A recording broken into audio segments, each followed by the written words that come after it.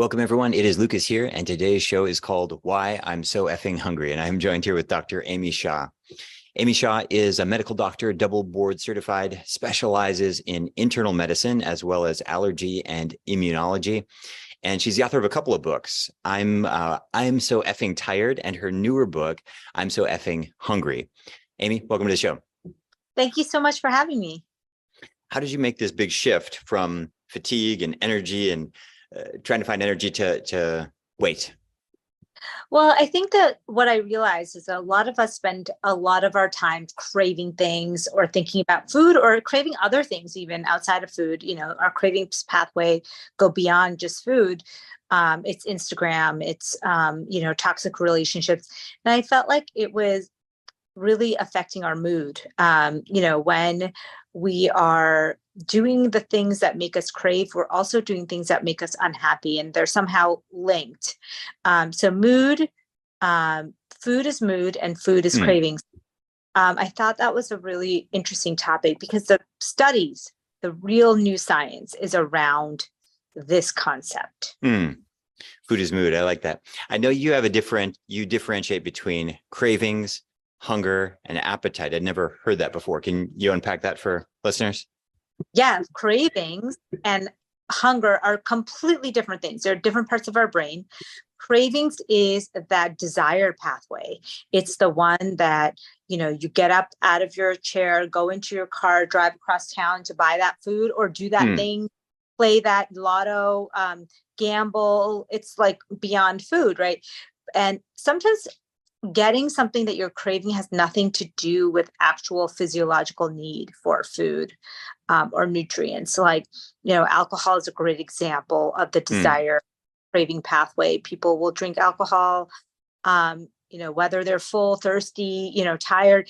It's just your brain wires you to go get that. Hunger is a true physiological need for nutrients, and hunger and cravings are often kind of interchanged.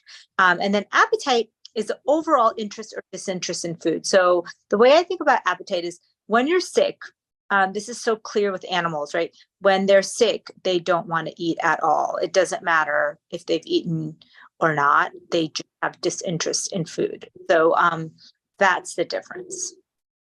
And how do we differentiate between hunger, like maybe my body's craving healthy fats, or cravings, maybe my body wants to eat some French fries? How do we figure out that difference? So, number one is understand what dopamine pathways are. Dopamine pathways, when you crave something that's triggering your dopamine pathway, you can tell because it's like pleasure mixed with pain. So what I talk about in the book is that when you get that thing that you've been craving, you almost feel discomfort. It's like discomfort mixed with pleasure. Like, when am I going to eat this again? Should I be eating so much? Is this good? Is this a bad thing? It's like this pathway. So when you can identify your dopamine cravings, you'll automatically, even as I'm talking, I'm sure so many of you are thinking like, oh yeah, that's me with French fries, or oh yeah, that's me with, a certain type of candy or something where you love it so much that it's almost uncomfortable when it's in the house. All you do is think about it. So you have something that you are that physically attached to, and unfortunately, Lucas, there are so many foods that are engineered to create that effect in us. That's a sign that you probably don't want to keep that food very accessible to you. It's a sign that, your relationship with that food is a little bit altered. So that's number one. Number two is understand that hunger and cravings are different, and that if you really wanted true nutrients for food, then a nice vegetable-based dinner, so like cooked vegetables, big, you would want to eat that. But when you're full, you're not going to go for a second and third bowl of veggies. Right? Like, you're not. But you would if it was an Oreo, you know. So it's like, are you truly hungry for a second bowl of veggies, or are you just craving that Oreo because you want that pleasure pathway? That's another way to tell. Yeah. What about these hyper palatable foods. You mentioned Oreos and things like this. What do you think of this strategy is just not in the house? And I guess the reason I ask is I feel like I wish that I could have things in the house and I'd just be so strong or so disgusted or my aversion. And it kind of, I do have that. And then I don't. Like you just kind of eat the things that are there. When you write and speak and talk about this, do you encourage people to have hard lines like just don't buy the Haagen-Dazs or only if you're out, or what kinds of rules can people That's a do? great the best way to think about this, Lucas, for me, is that I talk about replenishing foods instead of restricting. So we talk about these 6 different foods categories in the book where you can pick one from each category each day. And the goal is to actually give your body nutrients and biochemicals that they consider food, that your brain considers food, so that you can feel more satisfied, that you don't have to just use your willpower all the time to stop yourself. Like resisting cravings has not worked. We've tried it many times with many different, diets. That's why diets fail, because our cravings pathways override. And it's not to say you don't have any control, but you know that it's very, very difficult. Yes, over time, you can train your cravings pathways, but keeping the food away from you and replacing it with real foods is the way to go. I don't think there should be a hard line, but I agree with you that you should have to get into your car or make some kind of effort to go get that snack dessert. If it's a craving and you keep it in your house, then all you're going to be thinking about is the next time you can have that food. And for me, that happens with like warm chocolate chip cookies. Like if they're in the house, I'm always thinking about the next time I can have another one without feeling so overwhelmingly guilty. It's like the worst feeling in the world. It's like you want it, but you feel bad about it. Yeah, it's interesting. You mentioned earlier, fighting your own biology. These simple things, like it just doesn't work. If you look at history, it's like I grew up in the Catholic Church, and they have celibacy. It like doesn't work. Like these people, these kings, like cross borders, countries, boats, crazy stuff. And then when it comes to cravings of food, I always think about the spice trade. Like how crazy is that, right? You have people with camels and pack animals with like, what are they taking? Cumin? Like that's how bad you want cumin, Like, I gotta have it. I gotta have paprika. This is crazy. This is crazy. These are like highly coveted things. Like obviously there's something really, really deep going on there. This is way bigger than like a food journal. You know what I mean? There's something here. If we're gonna cross continents for paprika, like something's going on that it's bigger than us. Yeah. Talk to us about resistance training. I know that you're a fan of not just cardio, but people, especially women, thinking about moving some heavy things. Yeah. Body weight and weight training is extremely important for women, for men too, for all aging. I think anyone who is over the age of 25 really should be doing some kind of training, whether it's body weight or external weight, because we lose 3% of our muscle mass every year. And as we get older, not only is frailty a sign of early death, but it's also a sign of lowered quality of life, right? As we get older, we need to pull on those tendons and ligaments so that our bones stay strong. And so it's not just about looking good, like, having muscle mass. It's really about being functional and living a longer, healthy life. Like, I don't want longevity if it's not going to allow me to be walking or be free with my movement. So that's really the problem, like with just doing, for example, I love sunny walks or nature walks. Amazing. And I think as you get older, this is an easy thing to add. But then I say, on top of that, just some like 2 or 3 20-minute sessions, a few sessions a week of weight training, yoga, some kind of body weight work is essential. There's the axiom that you can't outrun a bad diet. And I think people get so obsessed over that they sometimes feel like they can fix their metabolic syndrome through diet alone. People have success with that, but I think the part that they miss is like the metabolic benefits of lean muscle. What happens as soon as we said weightlifting, already a bunch of people are going, is she on YouTube? I want to see, does she have biceps? I don't want to have biceps. They're worried, they're worried they're going to turn into a big, they don't want to, especially women, they're worried they're going to bulk up. Little do they realize, like, nobody bulks up. The people really try, and we just get smaller. It's very difficult, guys. Yeah. But help people understand from a hormonal glycogen store, somebody's running around with some type of insulin resistance. Most people have some level of hyperinsulinemia, and how this whole muscle mass, even if it's just a little bit, can help with their metabolism. Yeah, muscle is a lot more metabolically active than fat. And so, for example, I think we all want to be able to eat more food and still be hungry. Like, at the end of the night, still be like, oh, I ate all this food, but I'm not super full. Like, my body's already used it. And that's the power of muscle. So I was referencing to myself before, I was really trying to build a lot more muscle. And although I didn't end up becoming a rippling bodybuilder to my, I actually ended up really increasing that metabolic function so that, we want to not only be strong, but we want to be able to eat food and use it up in our day. And so if you have enough muscle, it's bringing all that food into your cells through insulin, and it's lowering your blood sugars and using that for fuel. And so you're kind of becoming more of a machine than you were. And I think it's very easy. Like this launch week, it would be very easy for me to say, I have no time to work out. There's no way I can do resistance training. But I realized, like, even 10 minutes, like this is that needs to be a 1 hour long thing.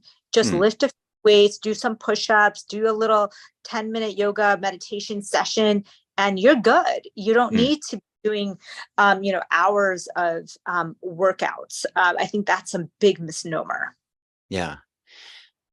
I love the title of your book because, here's the conversation that people have is they're frustrated with their weight. Maybe they've been carrying an extra 20 or 30 pounds for 10 years. And they have this friend, their skinny friend, and they're like, I hate that. Beep. They can eat whatever they want and they never gain weight. And the part of that conversation that is actually not correct is they can eat whatever they want. The question is not why can they eat whatever they want? The question is, why do they stop? Because they're eating the same things, right? The friend, they go out, and the amount of extra food for one person to gain that extra 20, 30 pounds, it's so small, you can't even see it, right? It's like a couple of bites here, a couple of bites there. We have this idea that like overweight means like 7 meals a day. It totally doesn't. I've had roommates who are much, much larger than me. We eat the same meals. It's just like a couple of bites. It really adds up. So this is the question that people need to ask. And this is why I love, why am I so hungry? Like, why do I eat more? Why do I finish a meal 10 minutes later, I'm stuffed, and then I want more? What's going on there on a biochemical level? Absolutely. We have these hormones inside of us, leptin and ghrelin and neuropeptide Y and CCK, and they're all there to help us stay healthy and, adequate nutrition. So, for example, when you diet, I think most people can understand, like, oh, say you're trying to get in shape for something, or you're really restricting your calories, you'll notice that your appetite level starts to go up, and your interest in food starts to go up, your thoughts about food, your cravings, and your hunger all go up. Those are your hunger hormones saying, oh gosh, Lucas is trying to, is in famine state. He's trying to, we need to remind him to eat because we don't want him to go for long periods of time without food. And your body wants to keep you in a homeostatic state. So if you start to veer off in one end or another, it will adjust through the hormones. That's what they're there for. So if Lucas starts to eat a lot, you go on a party weekend and you're eating a ton, what your hunger hormones will do, they'll turn down the dial so that on Monday, Tuesday, Wednesday, when you get back, you're just not going to be that hungry. And the hormones are there to keep you at a because otherwise we'd be like gaining and losing 20 and Yeah. 10 pounds all the time. And so they're there to kind of regulate that kind of body weight shift. And that's why sometimes when you're, eating and you get full, but the person next to you is still eating and not full at all, it's because those hunger hormones are set at different levels. Now, big question people will ask is, can you have any say? And we can. There's things we can do to sensitize our leptin, which is our satiation hormone, to lower our ghrelin, our hunger hormone. So one of the things I kind of alluded to before is in the book, I talk about like the replenishing foods, the foods that can actually help to regulate your hunger hormones, because really that's what we want to do in the end. And even this new hormone, GLP-1 that people keep talking about, Ozempic, the weight loss medication, that's naturally occurring in our body. It's released to slow down our appetite when we stretch our stomach receptors. And so there's so much we can be doing. There's foods that release more GLP-1. There's foods that release CCK, which is another satiety hormone. So why are we not eating more of the foods and doing more of the activities that help us regulate those hormones instead of relying on willpower, which we already talked about does not work? Let's talk a little bit more about foods that do cause satiety. You mentioned the Oreo cookies. Another example would be potato chips. It seems like you can eat an unlimited amount, or like a French baguette, right? Doesn't matter how long it is. It can all go, it feels like nothing. These are very simple. Again, it's these really simple questions that I don't feel like people are asking. They want to know about cacao nibs or like some micronutrient this, and it's interesting, but like on a big picture, like, why am I so hungry? And why is it that French baguette, the whole thing can go down? And yet you mentioned the baked vegetables or the steamed, whatever it is, you just stop. Can you help people understand which foods or nutrients or constituents in foods lead to satiety? So there's 6 of them, and I'll tell you all 6. And they're big words, but like I said, I kind of break it down each one, like there's choices for each one. So I'll give for each one. One is polyphenols. These are like your blueberries, your green tea, your dark chocolate. Polyphenols, colored vegetables, all of those. That's number 1. Glucosinolates is number 2. Glucosinolates is your Brussels sprouts, broccoli family. That's bok choy, all your cruciferous vegetables. Then we have fiber-rich foods. So fiber-rich foods are, foods. It doesn't have to be fiber supplement. I'm talking about like broccoli, prebiotic and probiotic fiber. So that's one. Amino acid rich foods. So high protein, high in protein foods. These are things that keep you satiated longer. Then omega-3 fatty acid foods, because they actually help you release CCK, which is another satiety hormone. So that is for people who eat fish, it's in fish, or for vegans, it's in algae oil, and walnuts, and you can release CCK, which makes you feel fuller. And then the last one is dopamine supporting food. So dopamine pathway is what makes us crave. So if we raise our own levels of dopamine, we have less of the need to fill it with a craving. What are the dopamine foods? Okay, dopamine foods are usually higher protein foods, but yogurt and cottage cheese, nuts, seeds. These are things that raise your endogenous levels of dopamine because of an amino acid named tyrosine. Some of the dopamine boosting foods like cherries, banana. These are things that, so if you think about it, it's foods that kind of make you more motivated and alert without all the caffeine. It makes you less likely to go for the craving. Here's a conundrum that people get into is they know they want to lose the weight, but they don't really embrace the whole healthy lifestyle thing. And specifically, what people will say to me is, if I have to give up my traditional food or my weekend, whatever it is, whatever food it is, everyone has their thing, right? They don't care, meaning the trade-off is not there. For people who are unwilling to give up, whether it's the Oreo cookies on the extreme, it's usually something a little more elegant, but for people who are unwilling to make that break, is it just hopeless for them? Do you have some strategies how they might preload some of these satiety foods, or are all those just gimmicks? What are your thoughts? Yeah, no, I think that, okay, first of all, ultra processed foods are really hard to quit because they're engineered in a way to keep us addicted. So it's almost like one of the best things you can do for yourself is trying to get yourself away from the ultra processed food and into a healthier whole foods version of that. So, example, instead of having a Kit Kat or a Snickers bar, have a piece of dark chocolate. That's the first step, because again, when you're eating high quality whole foods, even when they're delicious, it's much easier to control portions than the ultra processed version. So, you know, that whole theory about how Europeans or the French, you know, never get fat or something. Yeah. And the reason, and the reason why traditionally it might have been true that you could eat wine and chocolate and cheese is that those whole food versions of those foods still are better at triggering our satiety hormones than ultra processed versions. So that's number one, switching to the whole foods version. I have a technique in the book called the 3-2-1 technique, where 3 random days a week, you reward yourself with a healthy treat. So like that dark chocolate, healthy dark chocolate. And the reason why is that dopamine loves surprises. So when dopamine gets a surprise hit, it releases like, oh yay, today's my, surprise day, my treat day. So give yourself the healthy treat. And then the number 2 is spend 2 minutes doing self-talk. Like, this is so good. I'm so glad I'm choosing this. And then like a CBT, like cognitive behavioral therapy. And then 1 is savoring the food, really enjoy the taste, sit down and enjoy it, because what you want to do is you want to solidify a pathway in your brain that is going to want you to go for that food next time. It's great. You know, what you mentioned about switching to the whole food version. The other thing is like homemade version. It's never as good.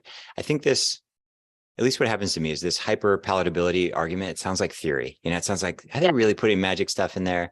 But I've got a bunch of kids, and if we home make something, you know, they see some dessert or whatever they want to make, they'll eat like 1 or half, and then they like it, and then they throw it away. These foods really are engineered, and it's not that the homemade stuff, in many cases, it even tastes better, but there's something about it where it triggers the satiety stuff that these hyperpalatable processed foods just don't. And I think for people who doubt that, this is a very, very simple test, is to make your own stuff, and you'll be surprised. You'll enjoy it just as much. It's a lot of extra work, but that satiety thing kicks in. Oh my God. Just to harp on that a little bit, there is absolute proof that ultra processed versus a whole foods diet, even if it's the same exact foods, that the ultra processed one will make you eat 500 calories more than the exact copy that is whole foods. Yeah. And for people listening, 500 calories is the difference between being normal weight and basically clinically obese, essentially, right? Yeah. You advocate fasting, and I know there's a lot of women listening. They're worried about their hormones, and fasting is not for women, and help people understand how all this works. Well, I think of fasting like exercise. Exercise can be for women, or it can be not for women. I mean, I think it's ridiculous to say, oh, the whole thing, like, it's like saying saunas are not good for women or good for women. So, so it depends on the degree of fasting, the intensity, the length, the type. So every single person, except for like very few, people who have some medical contraindications, should be doing an overnight fast. Meaning, when you can, don't eat 2 to 3 hours before bed. And when you can, don't just roll out of bed and have your first cup of coffee. Maybe you take 30 to 60 minutes to move or get sunlight or meditate or do your yoga or whatever it is. And I think circadian style fasting is the best. And everyone can do that. Women, men, older children, everybody. But when it comes to longer traditional fasting, which people just mistake as the same thing, 4-hour fast, 3-day fast, 5-day fast, then you're talking about a real strain on your hormones, but similar to running a marathon. Like, you'd never say necessarily healthy to do it for everyone, right? Like you have to really doing good recovery. You have to fuel yourself properly. That's how fasting is. Like at the levels that a lot of people are doing fasting, it's a big stress on your body. And so if you're having a lot of other stresses on your body, like you're not sleeping well, you're not eating well, you're not recovering well, you're going to have a hard time, one, completing the fast, and two, getting the results that you want. I think a lot of the semantics get people caught up. So they hear fasting, and really what we're talking about is more meal timing, but they get some results from meal timing. And then they think, if a 14-hour window with no eating did well, what if I went 72 hours? And of course, it does lead to weight loss, but then this yo-yo psychological hangry situation. I think it's like everything people, it's so hard to just to moderate behavior. If a little of something is good, what if I just take 10 grams of vitamin C a day? It's like, probably not, probably pushed it a little bit. And also people want a easy button, right? Like, yes, adding 6 foods, the 6 categories of food that I'm asking you to do, doing this hard work of retraining your brain, like all the stuff that we talk about is hard. It's work, and it's almost wishful thinking that there's this easy button and that you can just fast and it'll be easy. Right. Just stop. This is a great conversation, Amy. I know people will want to pick up your book and follow you. Tell them what you're up to this year and where to connect with you and your work online.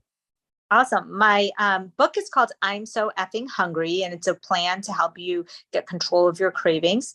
And I'm over at amymdwellness.com. There's some bonuses you can get if you buy the book. So it's amymdwellness.com/book if you want to do the book, or you can just find me on social media at FastingMD or at Amy Shah MD on Twitter and Facebook. Thanks so much for what you're doing. I appreciate you coming on the show, and let's keep in touch.